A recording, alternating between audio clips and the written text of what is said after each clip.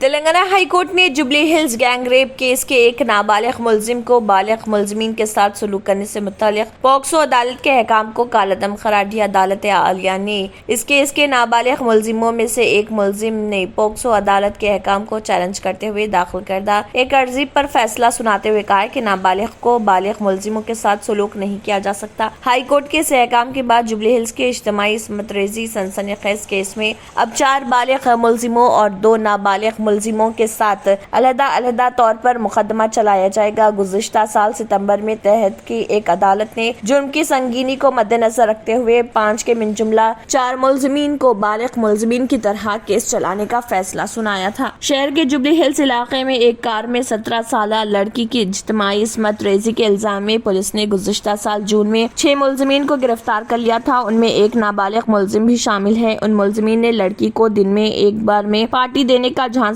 دے کر اپنی طرف راغب کیا اور پھر بعد میں گھر چھوڑنے کا پیشکش کرنے کے بعد کار میں اس کے ساتھ جنسی زیادتی کی تھی۔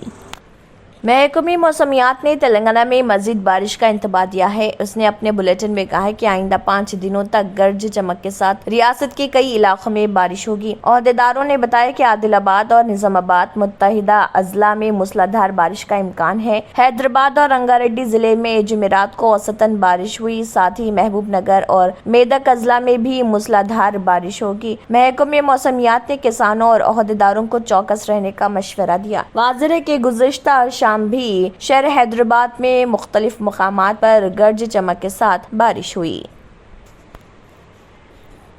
راجندر نگر کے رکن اسمبلی پرکاش گوڑ نے کارتک ریڈی کے الفاظ پر سخت ردعمل کا اظہار کیا۔ ایم ایل اے پرکاش گوڑ نے کہا ہے کہ کارتک ریڈی کو اس طرح کی باتیں نہیں کرنا چاہیے اور انہیں شرم آنی چاہیے۔ ایم ایل اے پرکاش گوڑ نے اس بات کا اظہار کیا کہ انہیں راجندر نگر حلقے سے ٹکٹ دیا جائے گا۔ جنہوں نے کہا ہے کہ وہ راجندر نگر حلقے سے 3 بار ایم ایل اے کے طور پر انتخاب لڑ چکے ہیں اور انہیں چیف منسٹر KCR اور KTR کا آشیرواد حاصل ہے۔ انہوں نے کہا ہے کہ اگر آپ میں بھی ہمت ہے تو ٹکٹ لے کر دکھائیں، صرف باتیں کرنے سے نہیں ہوتا۔ انہوں نے راجندر نگر حلقے میں منعقدہ آتمیہ سمیلن سبھا سے خطاب کیا۔ انہوں نے کہا ہے کہ اس میں کوئی شک نہیں کہ وہ راجندر نگر حلقے سے ایم ایل اے کے طور پر مقابلہ کریں گے۔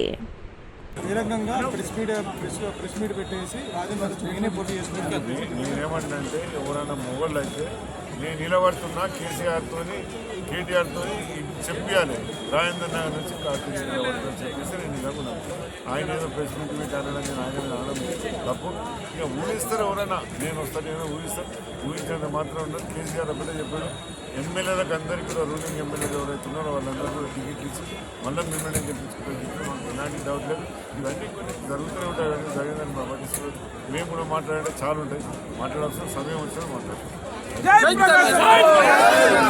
تلنگانہ کے ورنگل NIT میں بڑے پیمانے پر آگ لگ گئی۔ لیڈیز ہاسٹل میں یہ واقعہ پیش آیا۔ ذرائع کے مطابق عمارت کی دوسری منزل پر ایک کمرے میں شارٹ سرکٹ کے باعث یہ آگ بھڑک اٹھی اور کمرے کا سامان مکمل طور پر جل کر خاکستر ہو گیا۔ اطلاع ملنے پر ہرم کنڈا کے فائر بریگیڈ کے اہلکاروں نے موقع پر پہنچ کر آگ پر قابو پا لیا۔ آگ کے واقعے کے ساتھ ہی ہاسٹل میں مقیم طالبات خوفزدہ ہو گئیں جو اپنی جان بچانے کے لیے نکل گئیں۔ آگ کے ساتھ کثیف دھواں بھی نظر آ رہا تھا۔ اس واقعے میں کسی کے جھلسنے یا پھر کسی کی موت کی کوئی اطلاع نہیں ملی کیونکہ طالبات نے اس واقعے کے ساتھ ہی فوری چوکسی کا مظاہرہ کیا جس کے نتیجے میں ان کی جان بچ گئی۔ بے موسم بارش کے سبب گیلی ہوئی فصل کو خریدنے کا حکومت سے مطالبہ کرتے ہوئے تلنگانہ کے ضلع کاماریڈی میں کسانوں نے راستہ روکو احتجاج کیا۔ انہوں نے کلکٹر پر زور دیا کہ وہ اس بات کی یقین دہانی کروائے، تاہم کلکٹر نے نہ پہنچنے پر کسانوں نے احتجاج میں شدت پیدا کر دی جس کے نتیجے میں تمام گاڑیاں سڑک پر رک گئی۔ دوسری طرف کاماریڈی مین روڈ پر کسانوں نے سڑک پر اناج ڈال کر احتجاج کیا۔ انہوں نے نعرے لگاتے ہوئے مطالبہ کیا کہ حکومت فوری ان کی مدد کے لیے آگے آئے۔ انہوں نے مطالبہ کیا کہ بارش سے نقصان ہونے والے کسانوں کو معاوضہ دیا جائے۔ کسانوں کے دھرنے کی وجہ سے سڑکوں پر جگہ جگہ گاڑیاں رک گئی۔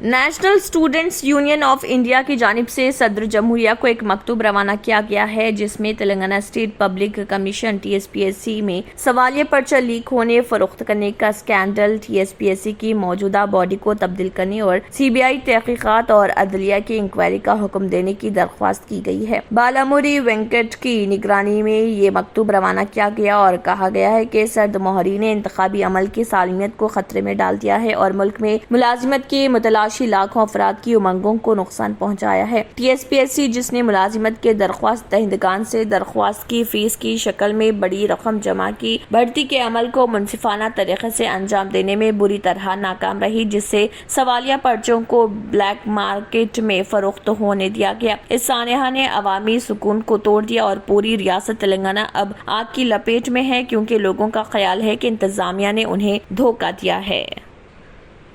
कांग्रेस कायद राहुल गांधी ने गुजरात हाई कोर्ट में एक अपील दाखिल की, जिसके जरिए सूरत की सेशन अदालत के हुक्म को चैलेंज किया गया, जिसने उनके मोदी की कनीत रिमार्क पर मुजरिमाना हतक इज्जत केस में उनकी सजा पर रोक लगाने से इनकार कर दिया था। कांग्रेस के वकील एडवोकेट BN मंगोकिया ने इस बात की तौसीख की कि 52 साल राहुल गांधी ने सेशन अदालत के गुज़िश्ता हफ्ते के हुक्म के खिलाफ यहाँ हाई कोर्ट में अपील दायर की है। सूरत के एक मेट्रोपॉलिटन मजिस्ट्रेट की अदालत में 23 मार्च को कांग्रेस के साबिक़ सदर को गुजरात के BJP रुकन असम्बली पनिश मोदी के 2019 में दायर किए गए मुकदमे में ताज़रात हिंद की दफा 499 और 500 के तहत मुजरिम करार देने के बाद 2 साल की सजाए कैद सुनाई थी। अगर आपने हमारे चैनल को अभी तक सब्सक्राइब नहीं किया है तो यहाँ पर रेड कलर का सब्सक्राइब बटन दिख रहा है, उसे क्लिक करें और हमारे चैनल को सब्सक्राइब कीजिए और साथ ही साथ बेल आइकन को भी क्लिक कीजिए, जिससे आपको ताज़ा अपडेट मिलती रहे।